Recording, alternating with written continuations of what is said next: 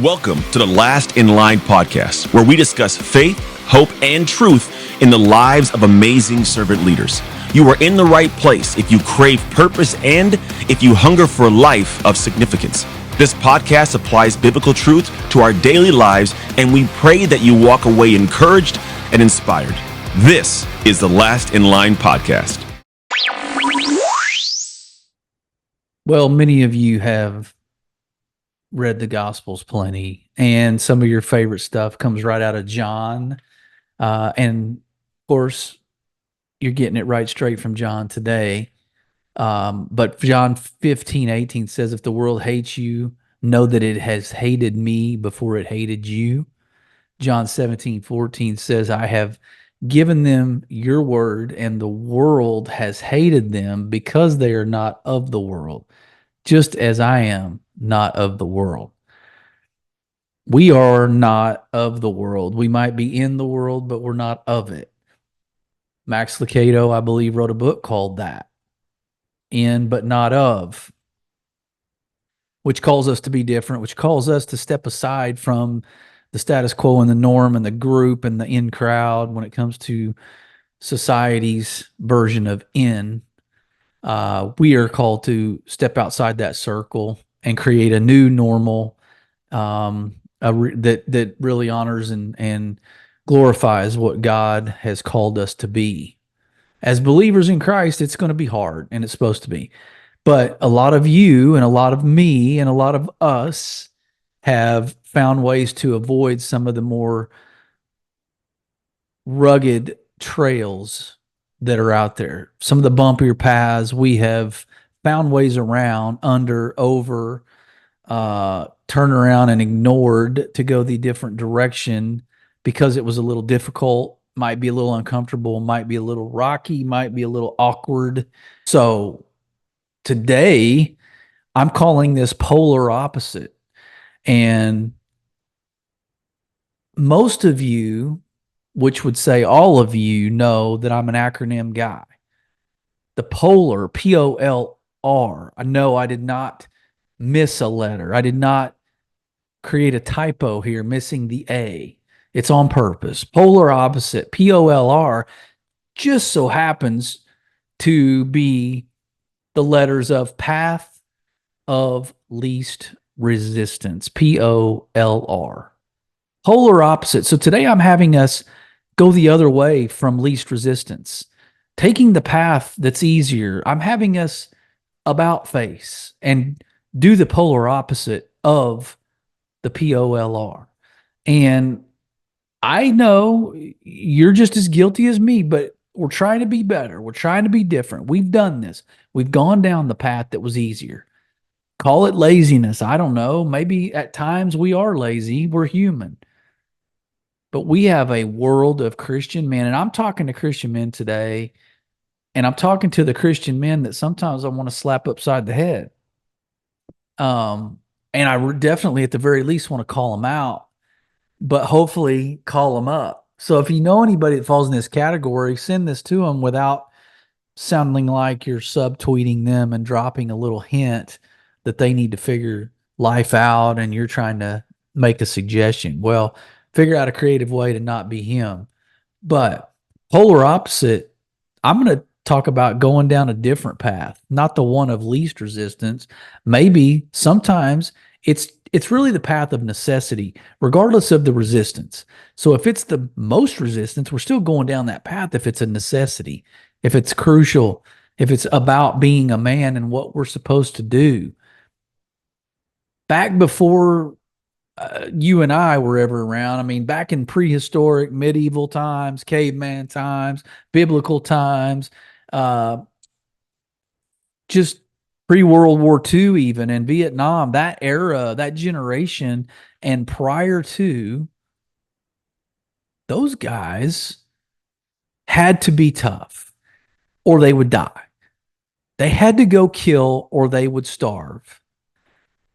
They had to get up regardless of how much their body ached and was sore. And you didn't hear many of those guys, not that I was there, but I'm guessing you didn't hear them complain that, oh, my joints, oh, my knees, oh, this football injury, oh, my elbow. you probably didn't hear much of that because there was no plan B. There was no option. There were no sick days. There was no uh, time off, right? PTO was not a thing. It was you get up, and if you were sick, depending on your sickness, like they didn't have the type of care and healthcare, right? So you got sick enough, you just die. Or you were sick, but you were still healthy enough to survive and function and take care of your family and fight off other tribes or other enemies or animals that wanted to eat you that were the size of Buicks. We don't necessarily live in that age. I get it. But back when men were men, like real men, I know we have men now. I get it. We've got rugged, strong, good Christian men. We do. And I hope I'm talking to you, them, us. But I haven't always done that. And sometimes I may still not go down that road. Like we are always trying to find it, and we cloak it, right? We put lipstick on the pig by calling it making ourselves more efficient. By taking an easy road, we're working smarter, not harder, right? Like we created this term, and I agree with that in the context of we need to not just pretend to be busy and say we did a lot of things because we're busy. But sometimes it takes the hard road the hard road's required to get the job done. And we're not looking for praise. We're not looking for a badge of honor. We're not looking for accolades or affirmation or validation or applause. We're just simply walking, grinding with our head down, one foot in front of the other, as men do.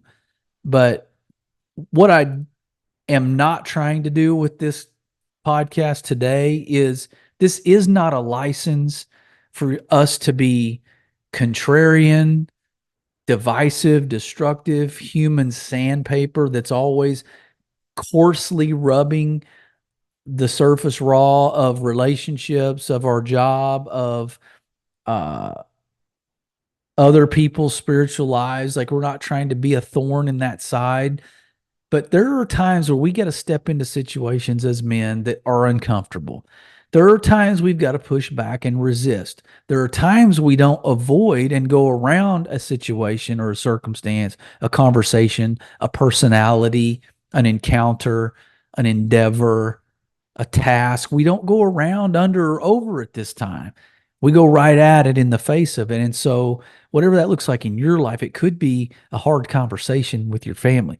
It could be a boss. It could be a coworker that's constantly dropping F-bombs and GDs next to you at work, and you've been avoiding it just because you don't want to cause a situation, finger quotes, at work. We're called to rise up. We're called to be a voice. We're called to speak up, love people, right, in grace, but we're called to resist when it's time to resist. And so this isn't just saying to step into all situations just to be contradictory or the voice of negativity or the voice of condemnation and judgment to other people. This is not us riding in on our high horse to save the day.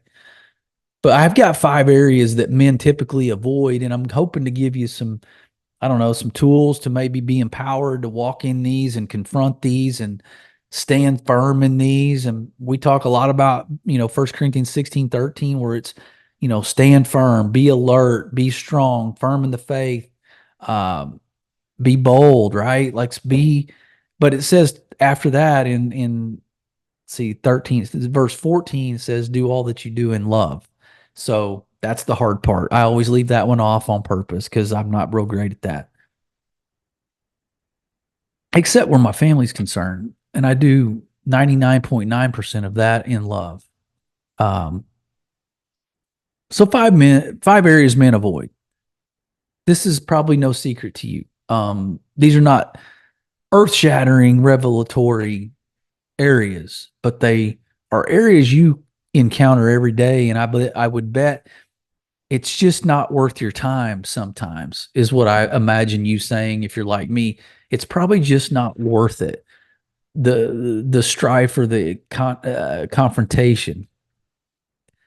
I think it is worth it. And we got to be able to assess that on the fly. We got to be able to call an audible mid cadence before the snap, snap adjustments as football season approaches a couple months away. And those pre-snap adjustments, right, are audibles. And we've got to be able to think on the fly and know in situations whether it's worth it to step in, whether it's worth it to push back and resist. But we're not going down this path of least resistance, because the easy road is to just opt out. The easy road is avoidance.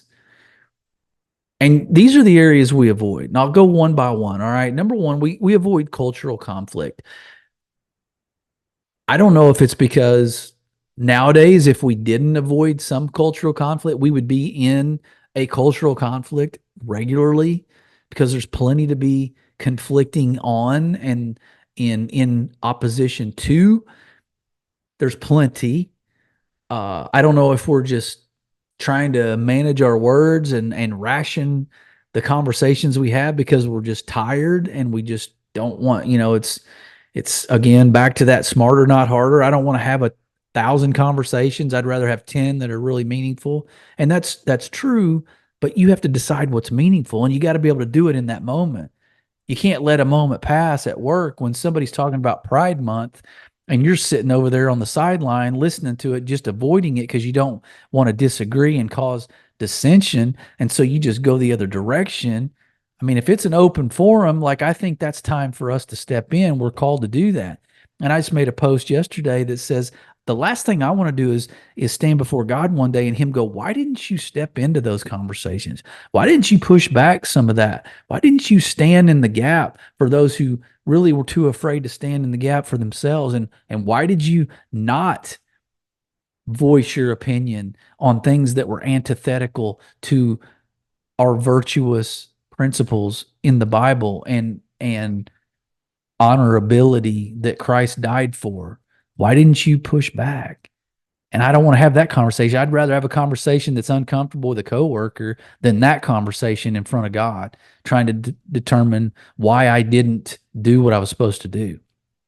Cultural conflict's going to happen, and we do have to decide, right? We have to make those quick decisions of, is this really worth? Am I really going to change their mind? Maybe not, but that shouldn't be determining why you get engaged or involved in the conversation. Why you can't represent something in opposition to the demonic, satanic things, for the example of Pride Month or drag queen story hour, or, those things going on in your schools, right around right down the street, around the block from your house. Why, we've got major companies that are supporting these type of lifestyles, and we continue to be patrons and customers of these big, and I'm guilty of that too. Like, dude, I shop at Amazon. We do a lot of Amazon online, and there's plenty of reasons not to. And that's an example, but granular, small scale, I do feel like I make some sort of stride against some of those cultural narratives that are antithetical to the Christian worldview. So cultural conflict is the first area men avoid. And I'm saying don't avoid those. Step in, be strategic, be smart, have grace, have tact, have diplomacy, but state your case and give reasons to reinforce. Like the Bible says, you should always be prepared to give an account or a witness for why you believe what you believe. And same with cultural issues. We should be able to back those up with facts, not opinion, and back them up with scripture. So that's one. The second one I think we avoid, obviously, is physical discomfort.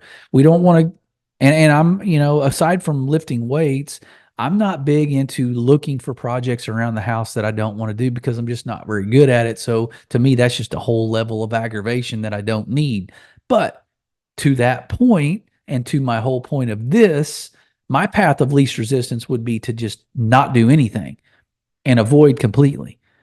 Like, we have a home gym we bought from a neighbor down the street that was in pieces, that was a great deal, but we just kind of went and scooped it all up, and then it sat in my garage, and I stared at it like, I have no idea what I'm doing with this. And I was really overwhelmed. And so I did it. I avoided it. But then we got all the pieces upstairs where we want to have the gym. My son and I, my oldest son, God bless him, is the brains behind the operation. He got the instructions. I did some of the elbow grease work, and we together got it put together in a couple days. But by myself, I'd have never done it. But we finally just had to look it in the face and tackle it one step at a time, step by step in the instructions. And then at the end of the day, it was pretty rewarding when you get done with it. And if you're handy listening to this, you know what I mean, and you have no problem with those things. But some of the handy men out there are not necessarily in the greatest physical shape. And so you're avoiding lifting any sort of weight or doing any sort of resistance training because you just know it's going to hurt. You know it's going to be sore for months. You know you're not going to lift the same weight you lifted in college, and you're just out of pride, you're just going to avoid it.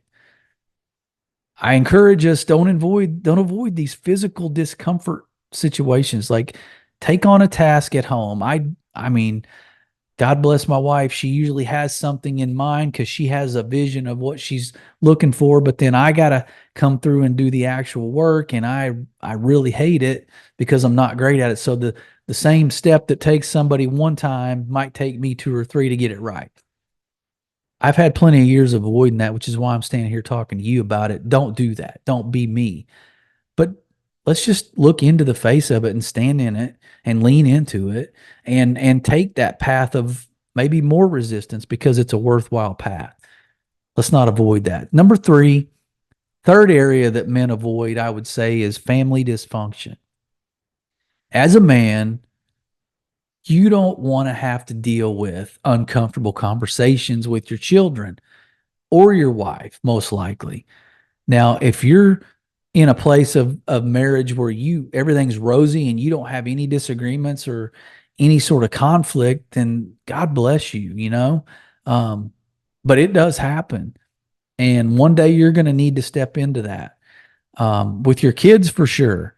You can't be their friend. You can't be the most popular guy in the house. And I'm living proof. Like, my kids think I'm crazy half the time. I'm very particular on where I let them go by themselves, what I let them do, who they're with. Now, granted, thank God they are in a good, solid friend group from church. That doesn't make them perfect kids, but at the same time, they could be with a lot worse people. But dude, I am unpopular. I mean, I voice opinions because my kids don't always see eye to eye with me when it comes to some of the cultural things of standing against the Targets of the world, the Starbucks of the world. I am anti and I do not spend a dollar, but my kids will go there. And, I could be Hitler about it and ground them if they go to Starbucks, but I'm not going to do that because I'm going to stand firm in my beliefs and hope that they see Dad stands for something. Dad's got resolve. Dad doesn't waver off of certain things. Dad's not trying to be popular. Dad's not afraid of confrontation, almost to a fault sometimes. But they know where I stand and they can trust it and they can depend on it. And that's what's important. So don't avoid family dysfunction. Don't avoid family conflict or confrontation when it's right, when it's about principles, when it's about standards, when it's a virtuous stance of honorability that we must never waver from, then it's worth it. So stand in it and get muddy, get gross, get grimy, get uncomfortable, get sweaty in that conversation because you're going to come out of it and it's going to be in the long run, it's going to be better. You probably have examples where that's worked, and you probably have examples where you just threw in the towel and were like, look, it ain't even worth my breath to even try to talk to them because they're never going to see it my way. I think that's why we avoid stuff, is we think we're not going to have influence or the response isn't going to be favorable or what we want. And we don't think we're going to change anybody's mind. So we don't even bother. But you know what? It's about the seeds you plant. So you step in a situation, you plant that seed. Maybe they walk away and think, golly, he had some good points, but I didn't want to let him see that I agreed with him. You don't know that. So for you to avoid that conversation altogether would have missed out on that seed planting and that sowing, that ultimately there will be a harvest at some point, and they walk away maybe considering a different point of view. And that's all because you chose to lean in and get uncomfortable. Number 4, 5 areas men avoid. You avoid friend accountability. You avoid that guy that's going to tell you the truth. You avoid that phone call when you know that guy is going to hold you accountable, and you're going to have to get vulnerable, and you're going to have to be honest. You don't want that, so you avoid it. And so you call the other guy. You call the other guy that's your echo chamber, that's your yes man, who you don't have to get real with, who's going to talk to you about the game, who's going to tell you're cool for driving that truck and getting that promotion. But you don't want to call the guy that's going to say, "Did you read your Bible today? How'd you talk to your wife today? Are your kids still doing that thing we talked about? And have you had that conversation?" Like, you don't want to confront that because it's hard. It's more resistance than you're willing to give. You're not willing to pay that price and make the sacrifice. So you took the path of least resistance. I'm saying go polar opposite. P.O.L.R, baby. That's what I'm telling you today.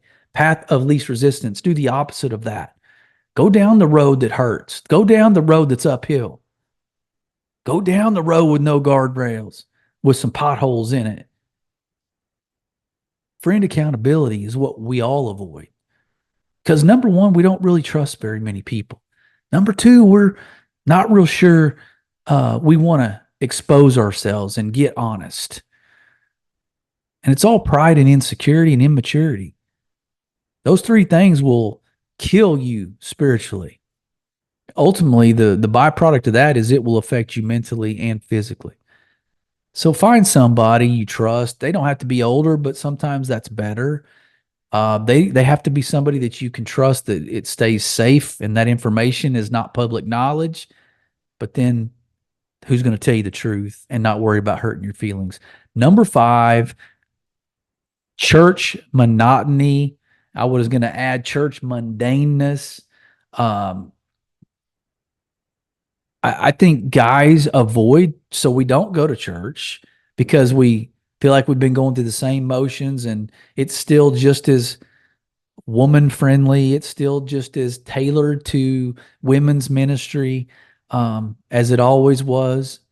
And even if it's a guy group, it's just a guy group to say we have a guy group, and it's the same 10 guys who have the same 10 problems for the same 10 months in a row. So you feel like that's kind of a waste of your time. But again, I can say I've taken a little bit of a step back from actually being present at church.